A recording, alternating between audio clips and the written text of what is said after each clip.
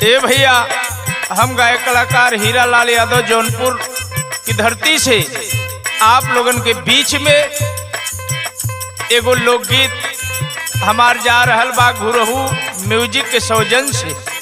आप लोगन के लोकगीत सुने के मिली, वीर रस के लोकगीत हो, सीमा के लड़ाई के बारे में, देशभक्ति 26 जनवरी के उपलक्ष्य में छुटत हो। हमें आशा ना बल्कि पूर्ण विश्वास हो आप लोगन के बेहद पसंद आई।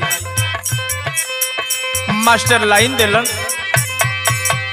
तनिको रखियाना कसरिया के चोट बीरवा की, चोट बीरवा की गोली मार सीमावा पे लोट लोट पीरवा।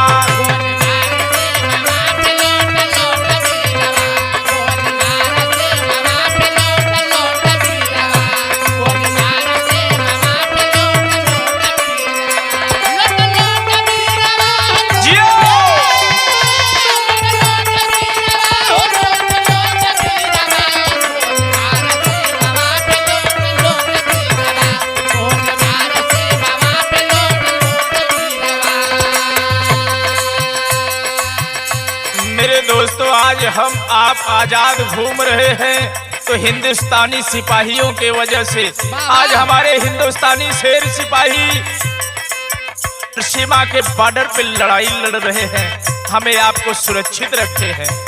लेकिन लड़त कैसे हो मास्टर? बांधी के केसरिया पगड़िया सिलातानी,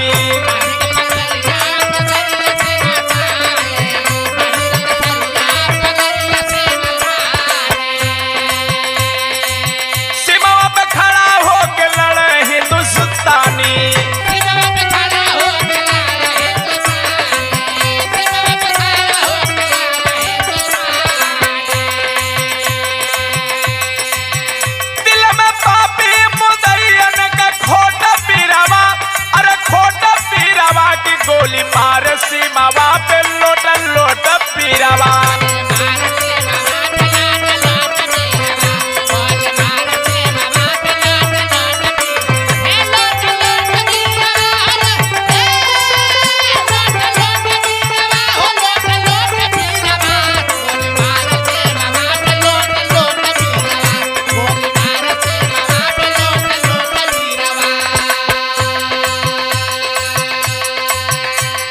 आज हमारे हिंदुस्तानी सिपाही अपने जान की आहुति देते हुए, परवाह न करते हुए आज सीमा की बॉर्डर पे लड़ाई लड़ रहे हैं।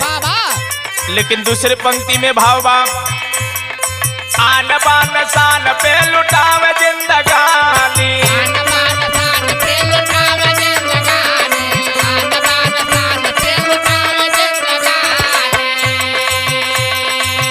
ताव पे लगाव वीर चढ़ली जवानी।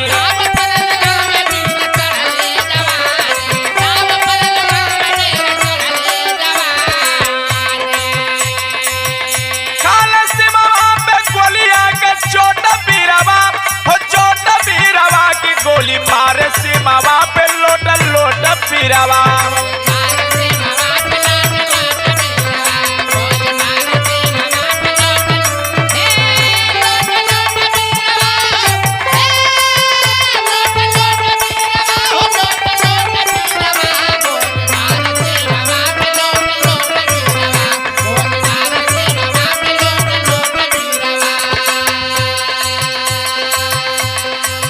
आन बान शान अपने भारत माँ के लिए अपने जान की आहुति कुर्बान कर देते हैं।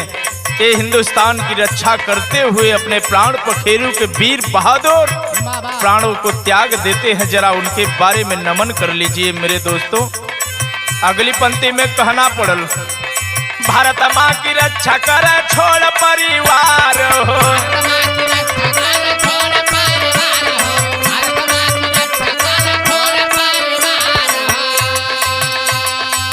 रातों दिन से मामा पे कर ललकार हो।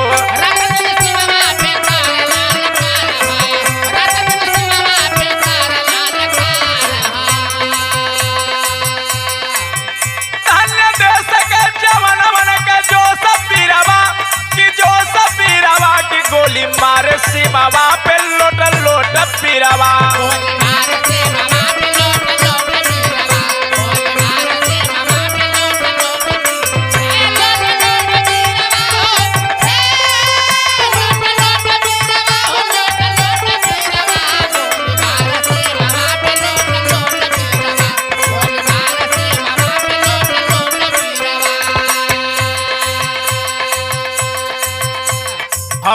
तो ठंडी हो चाहे गर्मी हो, चाहे जाड़ा हो चाहे बरसात हो, ठंडी है रजाई गद्दा में सिकुड़े रहते हैं।